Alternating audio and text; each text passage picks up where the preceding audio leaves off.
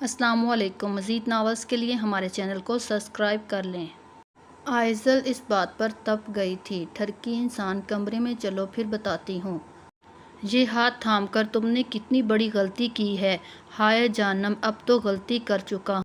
اب چاہے سزا ملے یا ثواب دونوں ہی منظور ہے۔ حمزہ گمگیر لہجے میں کی گئی سرگوشی آئزل کو پھر سے چند لمحوں کے لیے ساکت کر گئی تھی۔ وہ ایک ٹرانس کی صورت میں حمزہ کی آنکھوں میں دیکھ گئی تھی۔ کوئی کسی سے آج کے زمانے میں اتنی بے لوث محبت کیسے کر سکتا ہے؟ دل نے دھیرے سے آئزل کے کان میں سرگوشی کی تھی۔ ہمدردی کا بخار ہے، منوس کے سر پر چڑھ کر بو رہا ہے، اس لیے زیادہ سوچو مت۔ دماغ نے فوراً طویل دے کر روک دیا۔ Perfect picture. Hamza Lala camera چہرے سے ہٹاتے، نیلے رنگ کی پینٹ کوٹ پہنے، بالوں کو خوبصورتی سے سجائے احمد صاحب حمزہ صاحب کے پاس آئے تھے۔ زندگی میں پہلی دفعہ کوئی کام درست کیا ہے تو نے چھوٹے۔ تصویر دیکھتے حمزہ نے اسے شاباشی دی تھی۔ نوازش سرکار۔ کورنش بجا لاتے احمد بولا تھا۔ پھر اس کے بعد ملنے منانے کا ایک سلسلہ شروع ہوا تو نہ جانے کتنی دیر بعد جا کر رکا تھا۔ حمزہ بھائی، آپ نے آئزل کو آج مکلاوے کی رسم کے لیے ہمارے ساتھ جانے تو نہیں دینا کہ کہیں ہماری جوتا چھپائی کی رسم نہ رہ جائے، اسی لیے یہیں پورا کر لیتے ہیں۔ اب جلدی سے جوتا اتار دیں پلیز۔ مریم اور حیا حمزہ کے پاس آتے معصومیت سے بولی تھی۔ ایسے ہی دے دیں لالا، کوئی ضرورت نہیں انہیں کچھ دینے کی۔ احمد جلدی سے میدان میں کودا تھا۔ خلاف توقع افرا بھی احمد کی حمایت میں بولی تھی۔ بالکل، احمد ٹھیک کہہ رہا ہے۔ قریب کھڑی افرا کی حمایت پر احمد دل پر ہاتھ رکھتے ہوئے بولا، سونے ایک تو آج اس نیلی فراق میں کمال دکھ رہے ہیں، اوپر سے میری سائیڈ لیتے تو آج دل لوٹ رہے ہیں۔ شودے انسان، میری بہن سے فلرٹ کرنے سے کبھی باز آ جایا کرو۔ سعد احمد کے سر پر تھپڑ لگاتے احمد اور افرا کے درمیان آ کر کھڑا ہو گیا۔ او حمزہ یار، اگر کوئی پیار سے تجھے جوتا مانگ رہا ہے تو دے دے، پیسے میں دے دوں گا۔ سعد مریم کی حمایت میں اتر آیا تھا۔ سعد کے ساتھ کھڑے احمد اور حمزہ نے چھوٹی آنکھیں لیے کھڑے اس مہان بنتے سعد کو گھورا تھا۔ کباب میں ہڈی نہیں ہڈا بنے کھڑے سالے صاحب، چلو میں تو آپ کی بہن پر لائنیں مار رہا ہوں، مگر آپ کس خوشی میں مخالف پارٹی کی سائیڈ لے رہے ہیں؟ احمد کی زبان پر کھجلی ہوئی تھی۔ سعد گڑبڑا کر احمد کی کمر پر مکہ جڑتے آہستہ آواز میں بڑبڑایا تھا، بیگم ذرا یہ پاکٹ سے وائلٹ تو نکالنا، میں ہلا تو پریانہ اٹھ جائے گی۔ حمزہ آئزل کی طرف جھکتے ہوئے بولا تھا۔ انداز ایسا تھا کہ نہ جانے کون سا مسئلہ فیصد غورث ہے جو آئزل کی مدد کے بغیر حل نہیں ہو سکتا۔ ہمیں بھی کبھی بیوی ملے گی تو ہم بھی ایسے ہی شوئیں ماریں گے۔ احمد نے شرارت سے حمزہ کو دیکھتے لائنیں کسی تھی۔ حمزہ میرا ہاتھ چھوڑ دو اور خود اپنے ہاتھ سے نکال لو، آئزل دانت پیستے ہوئے بولی تھی۔ یہ ہاتھ تو اب نہیں چھوٹے گا بیگم۔ حمزہ آئزل کو آنکھ مارتے شرارت سے بولا تھا۔ آئزل خود پر ضبط کرتی حمزہ کا وائلٹ نکالتی بولی تھی، یہ لو تمہارا آخری اور پہلا کام کر رہی ہوں، اب تمہارا مزید کوئی کام نہیں کروں گی۔ بیگم اب جب وائلٹ نکال لیا ہے تو جتنا دل کرتا ہے اتنے پیسے وائلٹ سے نکال کر انہیں دے دو پلیز۔ حمزہ نے ابھی کے تھوڑے اونچے لہجے میں درخواست کی تھی۔ پوری ینگ جنریشن نے حمزہ کی دیار دلی پر ہولڈنگ کی تھی، جبکہ آئزل نے حیرت سے اپنے ساتھ بیٹھے سائیکو کو دیکھا تھا جو لمحہ بہ لمحہ اسے اپنے رویے سے حیران کر رہا تھا۔ آج کے زمانے میں جہاں شوہر حاکمیت دکھاتا ہے، وہاں وہ شخص بیوی کے سامنے جھکتا اسے ملکہ بنا رہا تھا۔ دادا حضور اپنی آئزل کے نصیب میں لکھے اس شخص کی محبت پر نم آنکھوں سے مسکرا دیے تھے۔ سب کے سامنے یہ محبتیں جتا کر آخر تم کیا ثابت کرنا چاہتے ہو کہ جیسے یہ شادی مرتی ہوئی خالہ کی خواہش پر نہیں، اس کی طلاق یافتہ بیٹی جو کہ ایک بچے کی ماں ہے سے نہیں ہوئی، بلکہ تم نے اپنی محبوبہ سے کی ہے۔ کمرے میں داخل ہوتے ہی حمزہ کا آئزل کے ساتھ سپاٹ چبھتی ہوئی آواز میں خوش آمدید کہا گیا تھا۔ ماننا پڑے گا تمہارا آئی کیو لیول کو بیگم بہت جلد اصل بات تک پہنچ گئی ہو۔ حمزہ اسے خاطر میں نہ لاتے ہوئے مسکرا کر بولا تھا، یہ مسکراہٹ کس خوشی میں؟ میں نے کوئی لطیفہ نہیں سنایا، جواب مانگا ہے۔ آئزل حمزہ کی بات پر دھیان دینے کی بجائے اس کے لہجے پر تپی تھی۔ بیگم ویسے حیرت ہے، ابھی میرے ساتھ رہتے رہتے جمعہ 8 دن بھی نہیں ہوئے، دماغ ابھی سے 180 کی سپیڈ پر چلنے لگا ہے۔ حمزہ کبرڈ سے اپنا سلیپنگ سوٹ نکالتے ایک بار پھر پٹری سے اترتا بولا تھا، یہ سب دھوکہ ہے آئزل، بیوقوف۔ اس دھوکے میں پڑ کر یہ مت بھول کہ یہ بھی احد کی طرح ایک مرد ہے۔ مرد صرف نفس کا بھوکا ہوتا ہے۔ حمزہ بھی ویسا ہی ہے جیسا احد تھا، نفس کا بھوکا۔ آئزل کے دماغ نے چیخ کر اسے حقیقت کی دنیا میں واپس دھکیلا۔ آئزل غصے سے ایک جھٹکے سے پیچھے ہوئی تھی، پھر حمزہ کی محبت لٹاتی آنکھوں کو نفرت سے دیکھ کر غرائی تھی۔ نفس پرست شخص موقع ملتے ہی آ گئے نا اپنی اصلیت پر، مگر یہ جان لو اب میں پہلے والی کمزور سی آئزل نہیں ہوں جس کو جب چاہو توڑ کے رکھ دو۔ آئزل اپنے حواسوں میں نہیں لگ رہی تھی۔ آئزل کے وہ سخت الفاظ حمزہ کے چہرے پر کسی تازیانے کی طرح لگے تھے۔ حمزہ کی محبت پر ایسا رکھ کر تھپڑ مارا گیا تھا، وہ تڑپ بھی نہ سکا۔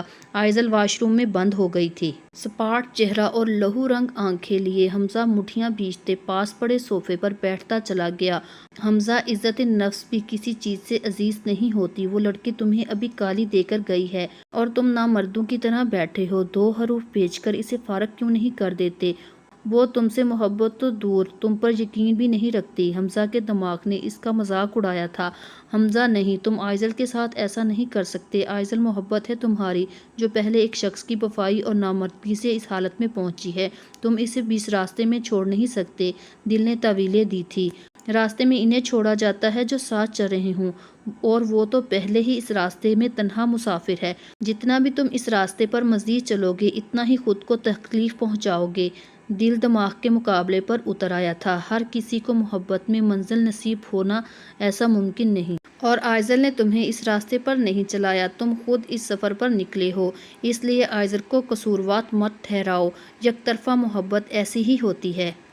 کیسے ہو حمزہ؟ اپنے پیچھے سے آتی رومان کی آواز سن کر حمزہ پلٹا تھا، جو نہ جانے کب سے وہاں آ کر کھڑی ہو گئی تھی۔ فاروقی ولا کے لوگ ولیمے کے بعد یہیں رک گئے تھے، کیونکہ اتنی رات میں واپسی کے سفر پر حمزہ نے انہیں جانے نہیں دیا تھا۔ ٹھیک ہوں، تم سناؤ؟ حمزہ نے لان کے تریخی حصے کی جانب بے خیالی سے دیکھتے ہوئے خود کو کمپوز کیا تھا۔ شاید وہ آج بھی خود کو رومان سے نظریں ملانے کے قابل نہیں سمجھتا تھا۔ ٹھیک لگ تو نہیں رہے؟ ویسے اب تمہیں خوش ہو جانا چاہیے، آخر تم نے اپنی محبت کو پا لیا ہے۔ رومان کا لہجہ طنزیہ نہیں تھا، مگر پھر بھی حمزہ کو کسی تازیانے کی مانند لگا تھا۔ طنز کرنے آئی ہو؟ حمزہ نے رومان کی طرف دیکھتے ہوئے کہا، جو روشنی میں آتے ہی اس کی اجڑی حالت دیکھ کر حیران سی بول بھی نہ سکی۔ خیر، اگر کرنے بھی آئی ہو تو حق رکھتی ہو، میں تمہارا مجرم ہوں۔ یقین جانو ماضی میں جو کچھ بھی ہوا سب حادثاتی طور پر ہوا، میں نے جان بوجھ کر کچھ بھی نہیں کیا۔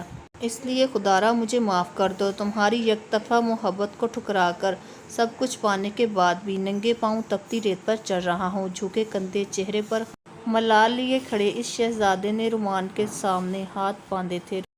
رومان کی آنکھوں سے سیال بہنے لگے تھے۔ حمزہ، ہاتھ مت جوڑو، میں اس قابل نہیں ہوں۔ حمزہ کے ہاتھوں کو پیچھے کرتی وہ بھرے ہوئے لہجے میں بولی، مجھے تم سے محبت نہیں تھی۔ ہاں، تم میری پسند ضرور تھے، مگر یقین جانو یہ سب اسی دن ختم ہو گیا جس دن میری زندگی میں سائم آیا تھا۔ میں نے تمہیں کبھی بد دعا نہیں دی، جانتے ہو کیوں؟ رومان کے سوال پر حمزہ خاموش ہی رہا تھا۔ وہ اپنی بات جاری رکھتے ہوئے بولی، کیونکہ اگر اس دن تم مجھے چھوڑ کر نہیں جاتے تو شاید آج ہم ایک ناکام رشتہ گھسیٹ رہے ہوتے۔ آج میں بھی خوش ہوں۔ وجہ وہ شخص ہے جو تمہاری وجہ سے میری زندگی میں آیا ہے۔ میں سائم سے بے انتہا محبت کرتی ہوں حمزہ، اور یہ محبت میرے لیے باعث فخر ہے۔ جانتی ہوں وہ ماضی کی کہی گئی میری غلطیوں کی وجہ سے مجھ سے بدگمان ہے، وہ شاید نفرت بھی کرتا ہے، مگر پھر بھی وہ میری عزت کرتا ہے، جتاتا نہیں مگر دکھائی دیتا ہے۔ ہاں، مگر ایک غلطی مجھ سے ہوئی ہے۔ وہ دونوں ایک ہی طرح کے تھے جو یک طرفہ محبت کے عذاب کو جھیل رہے تھے۔ میری بد دعا آئزل کو تباہ کر گئی حمزہ، تم نہیں جانتے۔ اس دن دی جانے والی میری بد دعا نے آئزل کی زندگی تباہ کر دی، اسے ڈپریشن کا مریض بنا دیا۔ مردوں سے اعتبار اٹھ چکا ہے، ہر وقت اس کے سر میں درد رہتا ہے، یہاں تک کہ اپنی معصوم بیٹی کو دیکھ کر اسے ماضی کی ہر تلخی یاد آتی ہے تو اس کے سر کا درد بڑھ جاتا ہے۔ اس کا دل کمزور ہو چکا ہے، یہاں تک کہ انجینا کا اٹیک بھی ہو چکا ہے۔ رومان کی آخری بات پر حمزہ حیران سا اس کا منہ دیکھتا رہ گیا۔ حسد بہت بری شے ہے حمزہ، مجھ گناہ گار کے ایک لمحے کی حسد نے آئزل کو برباد کر دیا۔ ہو سکے تو تم اسے کبھی کوئی تکلیف نہیں دینا حمزہ، وہ بہت معصوم ہے۔ ایک ظالم مرد نے اس معصوم سی چڑیا کو بے دردی سے توڑا ہے۔ خدارا اگر وہ کبھی کوئی غلطی کرے بھی تو اسے معاف کر دینا، اس کا دل بہت کمزور ہو چکا ہے حمزہ، رومان کہتے ہی وہاں سے چلی گئی تھی۔ غم اور ملال کی تصویر بنا کھڑا شہزادہ کئی لمحے تک ہل بھی نہ سکا تھا۔ ایک اور شخص تھا جس پر آج ایک اور دیوانی کی محبت اشکار ہوئی تھی، اور کچھ فاصلے پر اندھیرے میں کھڑا وہ ہل بھی نہ سکا تھا۔ ہاں، وہ سائم ابرار تھا جو رومان سائم ابرار کی محبت پر ساکن کھڑا تھا۔ اگر حمزہ مصطفیٰ اپنے محبوب کی تکلیف پر آنسو بہا رہا تھا تو سائم ابرار اپنے محبوب کو اتنے عرصے تکلیف دینے پر ساکن تھا۔ محبت پھر پلٹا کھا چکی تھی، نہ جانے اب کیا ہونے والا تھا۔ حمزہ کمرے میں واپس آیا تو سیدھا اس کی نظریں بیڈ پر سکڑی سمٹی آئزل پر پڑی جس کے پاؤں سے خون رس رہا تھا۔ حمزہ بے چینی سے بیڈ کے قریب گیا، شاید کمرے میں بکھرے کانچ کا کوئی ٹکڑا اس کے پاؤں میں چبھ گیا تھا۔ فرسٹ ایڈ باکس لاتے وہ آئزل کے قریب بیڈ پر بیٹھا اور اس کے پاؤں پکڑے بینڈیج کرنے لگا۔ سی آئزل کی سسکی تھی۔ شی بس ہو گیا۔ آئزل کی پنڈلی کو لبوں سے چھوتے حمزہ نے نرمی سے بولا۔ اٹھ کر بیٹھ کے دوسری جانب آتے اس نے پیچھے سے آئزل کو بھاؤں میں بھرا تھا۔ آئی ایم سوری آئزل، آئی ایم سوری۔ تمہیں سب سے زیادہ سمجھنے کا دعویدار تمہیں آج تک سمجھ ہی نہیں پایا۔ نم آنکھوں کو آئزل کے بالوں میں چھپاتے حمزہ بڑبڑایا تھا، لیکن یقین جانو اس حمزہ مصطفیٰ نے صرف تمہاری روح سے عشق کیا ہے، کبھی جسم کی چاہ نہیں ہوئی مجھے، اس لیے خدارا میرے کسی عمل کو نفس پرست مت سمجھو۔ بہت محبت کرتا ہوں، آج سے نہیں سالوں سے، جب سے میری آنکھوں نے ہوش سنبھالا ہے صرف تمہیں ہی چاہا ہے، تمہاری خوشی ہی چاہی ہے۔ میں نفس پرست نہیں ہوں پارٹنر، میں آہت جیسا نہیں ہوں۔ خدارا میری محبت کو پھر سے شک کی نگاہ سے مت دیکھنا۔ حمزہ کے لہجے میں التجا تھی۔ آئزل کی آنکھوں سے ایک آنسو چپکے سے بہہ نکلا تھا تو وہ کیا جاگ رہی تھی۔ محبت اگر مل جائے تو انسان مکمل ہوتا ہے، اگر نہ ملے تو لوگ اسے مجنوں، ہیر رانجھا، سونی، مہیوال جیسے نام سے یاد رکھتے ہیں۔ مگر جانتے ہو سب سے زیادہ تکلیف کون سی محبت کی ہوتی ہے؟ حمزہ نے ساس سے پوچھا تھا، ساتھ ہی کسی بچے کی جیسے سر نفی میں ہلایا تھا۔ یک طرفہ محبت۔ حمزہ کے اس الفاظ پر سعد ساکن ہوا تھا، دل زور سے دھڑکا تھا، دماغ نے سرگوشی کی تھی۔ سعد آگا کہیں تم بھی یک طرفہ محبت کے شکار تو نہیں ہوگے؟ دماغ کی طویلے پر سعد کا چہرہ سپاٹ ہوا تھا۔ سعد کے چہرے کو دیکھتا حمزہ نرمی سے مسکراتے ہوئے بولا تھا، ٹینشن مت لے، تیرا یار تیری محبت کو یک طرفہ نہیں بننے دے گا۔ یقین رکھ، جس کو تو نے چاہا ہے وہ میری سب سے معصوم اور کھرے دل کی بہن ہے، وہ تیری محبت کو کبھی ریجیکٹ نہیں کرے گی۔ حمزہ مسکراہٹ دباتے واپس فائل کی جانب متوجہ ہو گیا تھا۔ ایسا کچھ نہیں حمزہ، تو غلط سمجھ رہا ہے، سعد ہکلا کر کہتے منمنایا تھا۔ ایسا کچھ حمزہ سعد کی حالت سے لطف اندوز ہوتے اس کی بات پکڑ گیا تھا۔ زیادہ شوخا ہونے کی ضرورت نہیں حمزہ مصطفیٰ، مانا تو محبت کے معاملے میں تمہیں مجھ سے زیادہ ایکسپیرئنس ہے، اور ابھی مجھے خود کو بھی نہیں پکا کہ میں محبت کرتا ہوں یا نہیں، اس لیے چپ رہ۔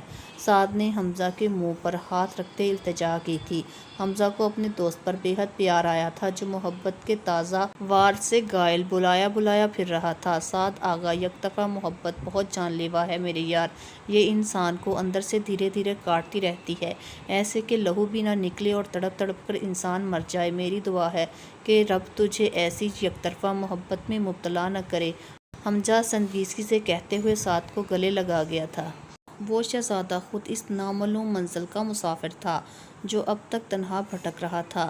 شادی کو ایک ہفتہ ہونے کو آیا تھا۔ آئزل اس رات کے بعد حمزہ سے مکمل قطع تعلق کیے ہوئے تھی۔ صبح صبح ہمارے کچن میں کیا کر رہی ہو؟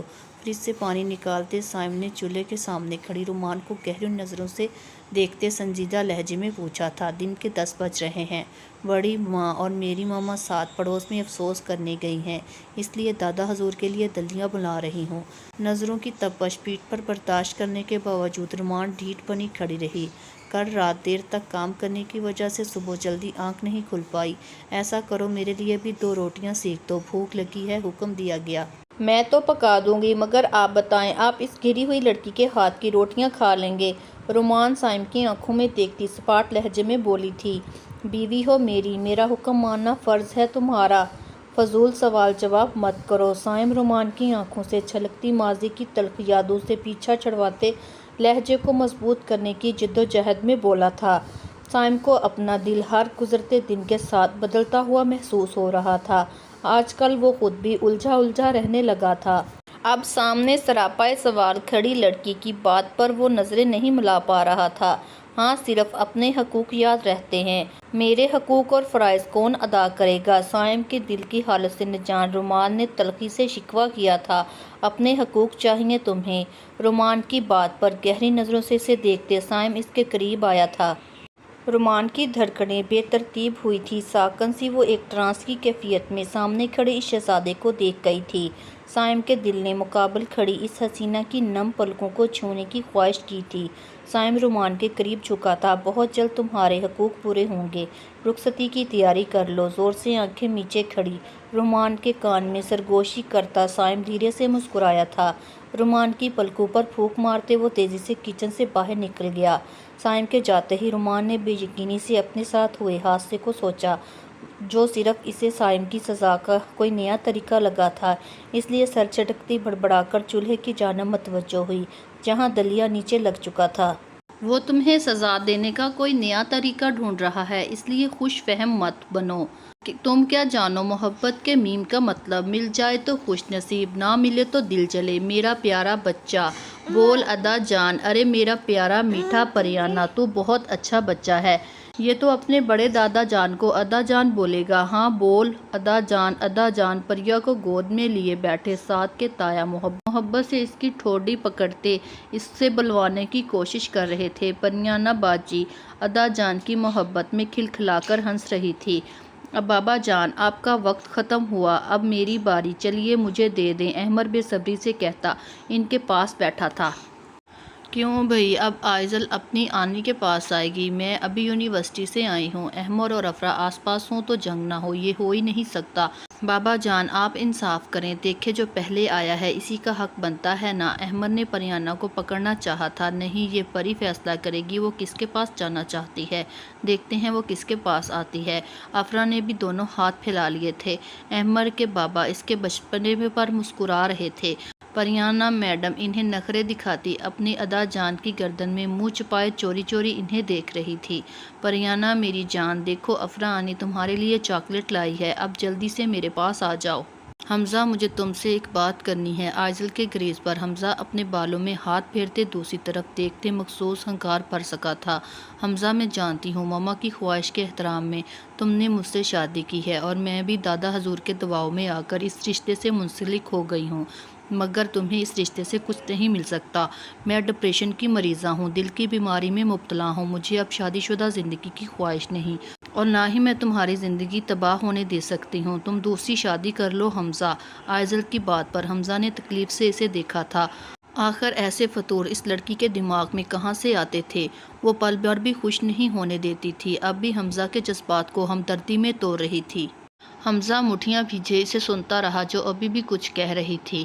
لیکن پلیز تم مجھے طلاق مت دینا، میں دادا حضور کو مزید تکلیف نہیں دے سکتی، میں تمہاری دوسری بیوی کو کچھ نہیں کہوں گی، گھر کے کسی ایک کمرے تک محدود رہوں گی، گھر کے سارے کام کروں گی، اتنی مہان بننے کی ضرورت نہیں ہے آئزل، میرے گھر میں ملازم ہیں جو کام کر سکتے ہیں، دوسری بیوی کا خیال اپنے دماغ سے نکال دو، تم میری پہلی، دوسری، تیسری اور چوتھی بیوی ہو۔ حمزہ اسے یہ سب کہنا چاہتا تھا، مگر کمرے سے آتی پریانہ کی آواز پر لب بھیج کر اٹھا تھا۔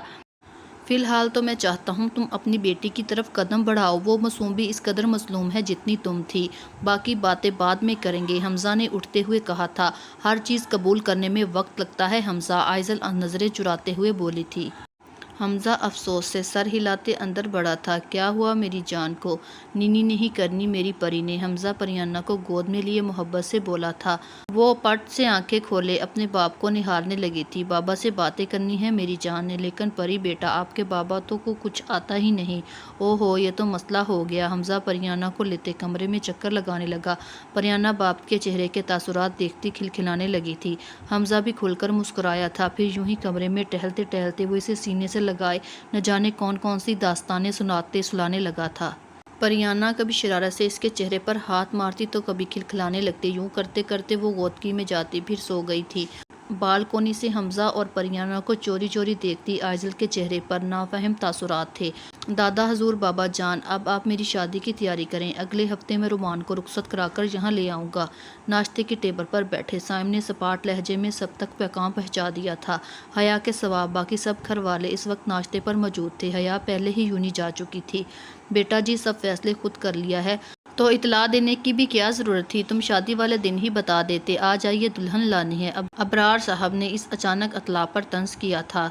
दादा हजूर खामोश ही रहे, अलबत्ता उनका चेहरा बहुत मुतमिन था।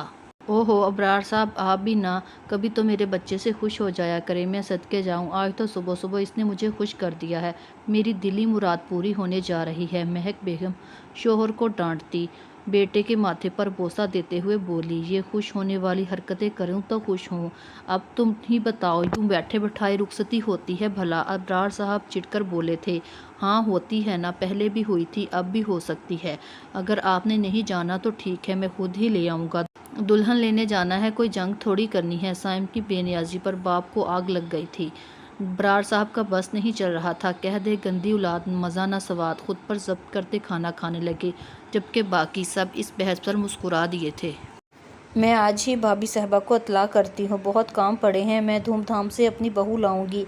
महक बेगम की तो एड़ी ज़मीन पर नहीं लग रही थी।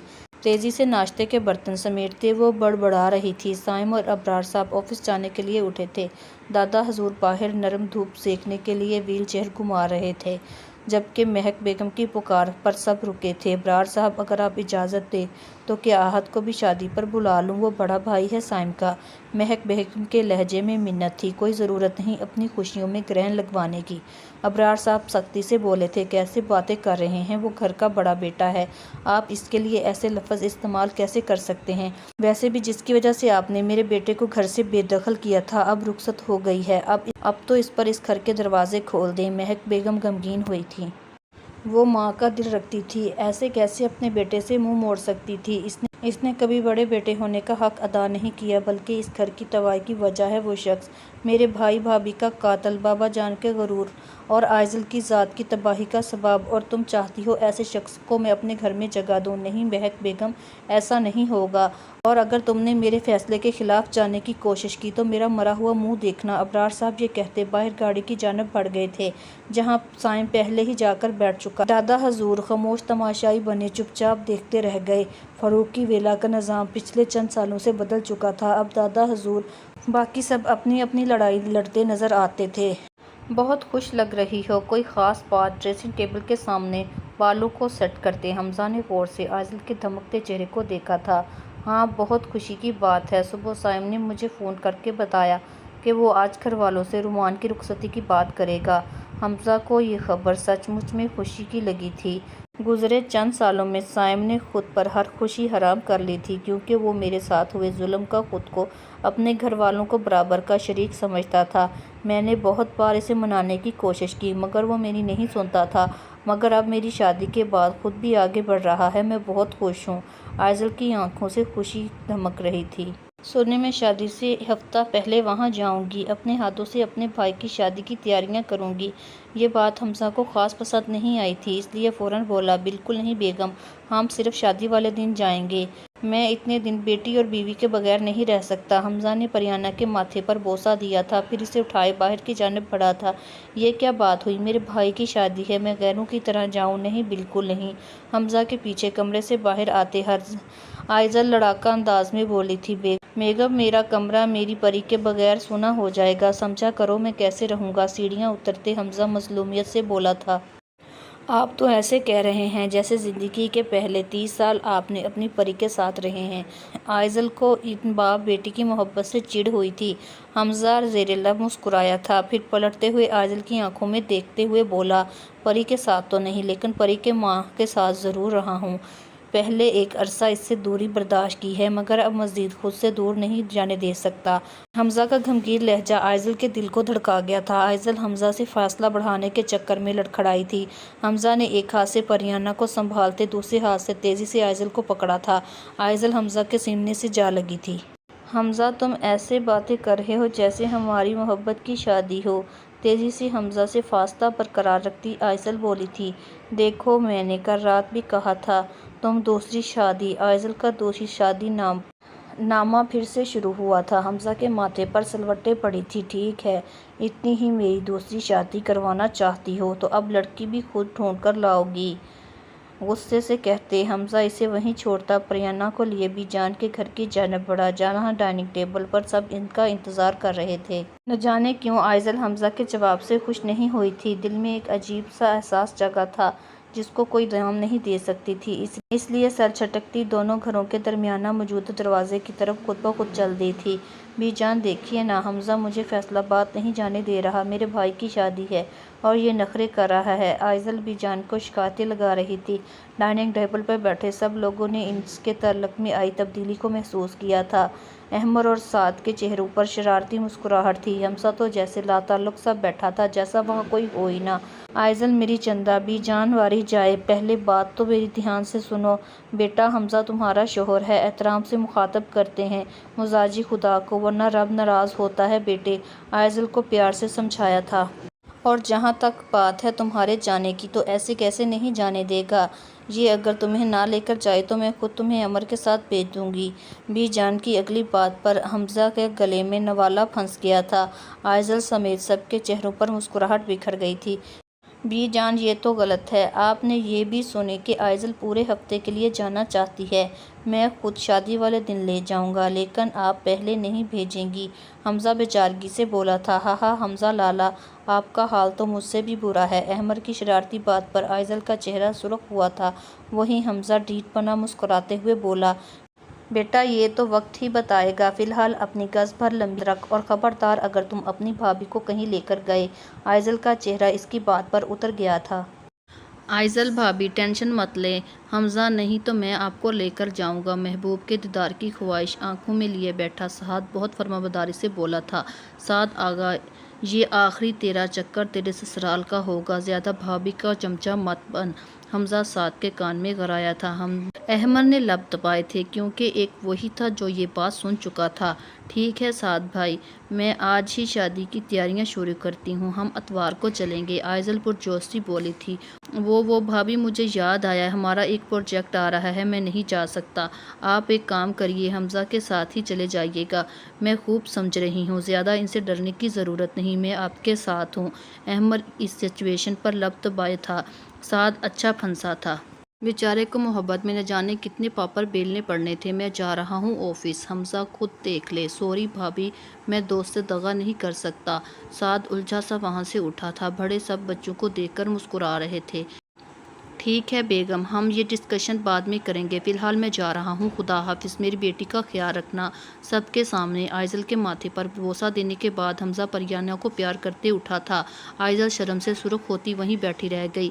احمر اور افرا کی شرارتی نظریں آئزل کو مزید پزل کر رہی تھی۔ سدا سہاگن رہو میری بیٹی، اللہ نظر بد سے بچائے۔ آئزل کے سرخ چہرے کو دیکھتے بی جان نے بلائے لی تھی۔ پھر احمر اور افرا بھی اپنے اپنے کام سے اٹھ گئے تھے۔ سعد کے بابا اور تایا بھی کام پر نکلے تھے۔ آئزل نے رحیلہ بیگم کے ساتھ مل کے گھر کے کام کروانے لگی تھی۔ بی جان ابھی گریز بھابھی کا گاؤں سے فون آیا تھا، اطلاع دے رہی تھی کہ وہ ان کی فیملی شام تک پہنچ جائیں گے۔ رحیلہ بیگم نے باہر لان میں آئزل کے پاس بیٹھی بی جان کو مہمانوں کی آمد کا بتایا تھا، جو بی جان کے بڑے بھائی کے اکلوتی بیٹے کی بیوی تھی۔ ارے یہ تو بہت اچھی خبر ہے، تم ایسا کرو ملازموں سے کہہ کر اچھے اچھے کھانے بنوا لو، اتنوں سالوں بعد میرا بھائی میرے گھر آ رہا ہے، انتظام لاجواب ہونا چاہیے۔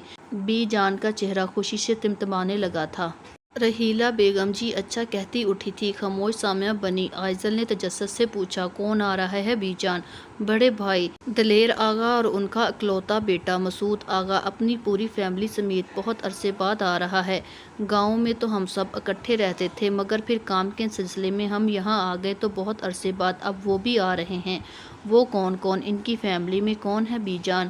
مسعود اور اس کے 2 ہی بچے ہیں، بڑا بیٹا بلال جو کہ ہمارے ساتھ کا ہم عمر ہے لیکن ماشاءاللہ سے ایک بیٹی کا باپ ہے، لیکن ہمارے ساتھ کو دیکھ لو، مجال ہے جو لڑکا شادی کی بات پر آ جائے۔ بی جان نے تعصب سے سر جھکایا تھا۔ بلال سے چھوٹی سندس ہے جو کہ تمہاری ہی ہم عمر ہوگی، بہت ہی چنچل اور پیاری ہے، قدرت نے اس کے ساتھ بھی کچھ اچھا نہیں کیا، شادی والے دن فائرنگ کے دوران وہ اچانک قتل ہو گیا۔ بیچاری اسی دن اجڑ گئی مگر اب مسعود اس کی شادی کرنا چاہتا ہے اور کسی اچھے رشتے کی تلاش میں یہاں آ رہا ہے۔ بی جان نے تفصیل بتائی تھی۔ آئزل کے دماغ میں حمزہ کے صبح والے الفاظ گونجے تھے، ٹھیک ہے پھر دوسری شادی کے لیے تمہیں کوئی لڑکی ڈھونڈ دو۔ کیا کرنے والی تھی اب یہ کملی لڑکی؟